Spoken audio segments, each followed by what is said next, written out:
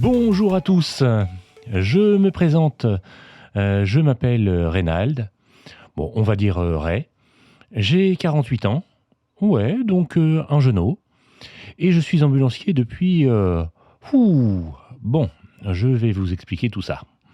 Alors, je crée ce podcast pour 3 raisons. La première, c'est que j'aime tout ce qui est technologique, je suis très attiré par l'informatique.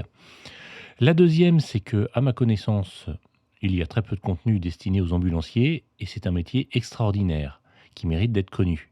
C'est un métier que j'aime et ça tombe bien, c'est mon métier. Et la troisième, c'est que j'ai dans mon travail un projet de web radio et qu'un podcast sur mon métier, ça enrichirait bien le contenu de la web radio. Donc voilà, j'ai commencé en 2002 par remplacer une personne qui avait eu un accident dans une petite entreprise familiale. Ouais, bon, elle avait fait un tonneau avec la voiture. Alors, BNS en poche et permis vert passé. Attends. En plus, il faut passer un permis? Alors, oui, mais non. En fait, le permis vert, c'est une visite médicale que l'on passe auprès d'un médecin conventionné par la préfecture. Et ce dernier nous délivre un certificat d'aptitude à la conduite d'un véhicule ambulance valable 5 ans. Ok, donc ça veut dire que tous les 5 ans, je retourne voir le médecin. Voilà, tu as tout compris. Bon, alors, à partir de ce moment-là, tu es ce qu'on appelle un auxiliaire ambulancier. OK? Bon, alors donc BNS et permis vert en poche. Le BNS, c'est le brevet national de secourisme. Donc j'ai commencé à emmener des enfants dans différentes structures. Des établissements spécialisés en psychiatrie, des structures pour sourds et malentendants, des enfants qu'on dit à spécificité, des autistes ou autres enfants en échec scolaire. Enfin bref, des enfants quoi. Alors c'est sympa de travailler avec les enfants, hein, surtout les autistes, ça te forme bien. C'est des vraies éponges à émotions. Il suffit que quelqu'un t'énerve sur la route, ils réagissent aussitôt, ils s'énervent aussi. Bah, en fait, ça t'oblige à garder ton calme si tu veux pas de problème dans ta voiture. Bon, et puis les patrons, ils m'appelaient pour aller chercher des personnes dans différents hôpitaux, cliniques, pour les ramener chez eux.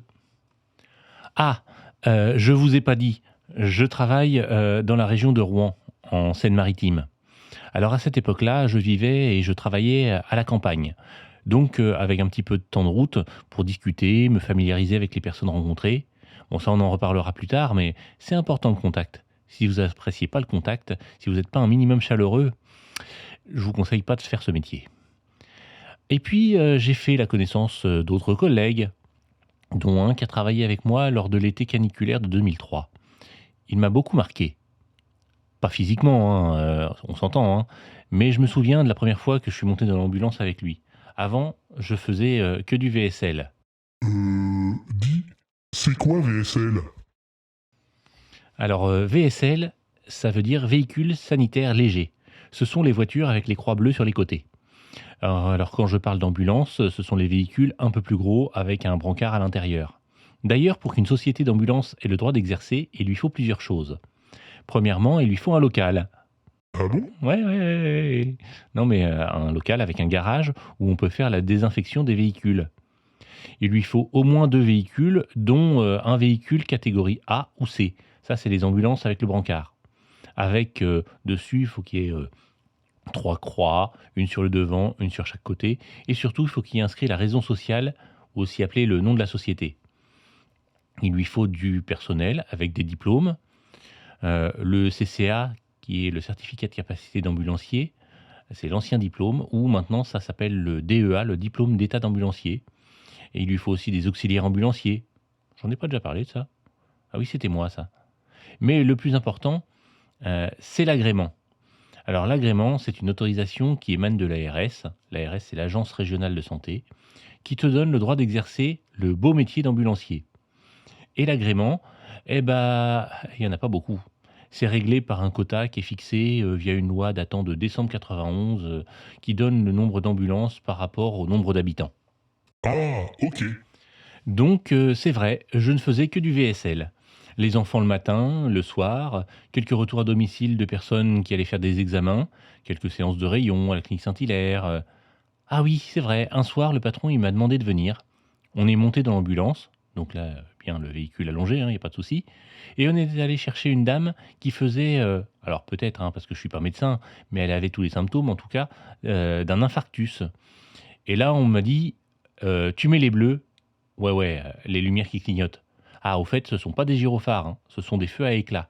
C'est la loi. Les gyros, c'est pour la police, les pompiers, le SAMU, enfin bref. Bon, tu fonces.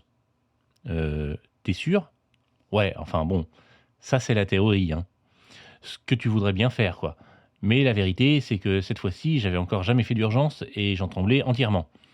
Alors les conseils pour ce transport, c'est, tu conduis souple, c'est-à-dire sans faire d'à-coups, tu conduis vite et on parlera plus tard, de la légalité des choses.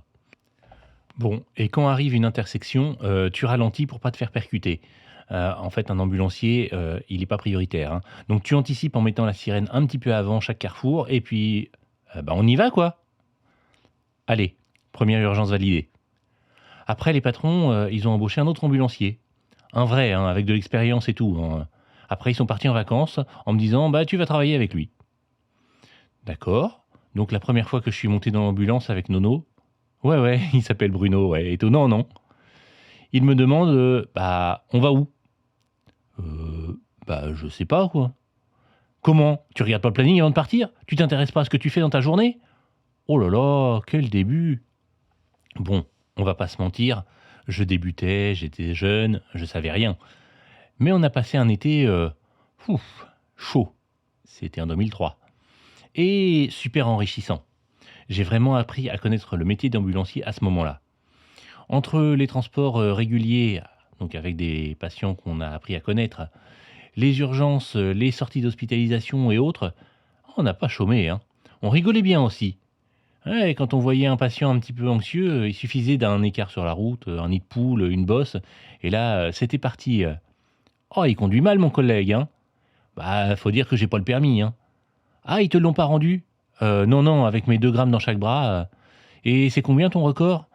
4 tonneaux, mais j'étais pas en forme, j'aurais pu faire mieux, Bref, le patient, il comprenait bien qu'on se moquait de lui, il rentrait dans le jeu et puis résultat, il arrivait plus détendu, Ah, des astuces comme ça, j'en ai plein à vous raconter. Mais il y a aussi un peu de stress qui arrive avec certaines situations. Je me souviens d'une personne, on l'avait emmenée quelques jours auparavant déjà. Puis la personne, elle avait énormément de douleur. À tel point que Nono, il m'avait dit de mettre les bleus pour éviter le danger et signaler qu'on roulait pas vite. Oui, oui, en fait, les bleus, c'est pas que pour les urgences, Ça signifie aussi un danger. Enfin bref, on prend en charge la personne et là, je stresse. Je voulais pas lui faire de mal, Tellement de stress, je suis devenu tout blanc, la tête qui tourne. Ouais, bon, j'ai fait un malaise vagal, c'est bon, ça va. Bref, la rentrée arrive et je repars en VSL pendant quelques temps et l'entreprise ferme. Ouais, ouais, les patrons se lancent dans une autre activité, une activité de taxi. Ils arrêtent la partie ambulance. D'ailleurs, c'est quoi les débouchés pour les ambulanciers? Bon, au niveau où j'étais, en tant que auxiliaire ambulancier, il y en a pas de trop. À part, passer le diplôme et prendre de l'expérience, plus tard, tu peux toujours changer de société, passer sur une formation, faire du taxi ou alors passer dans le public, te retrouver dans un hôpital. Donc me voilà au chômage et c'est la fin de cet épisode 1.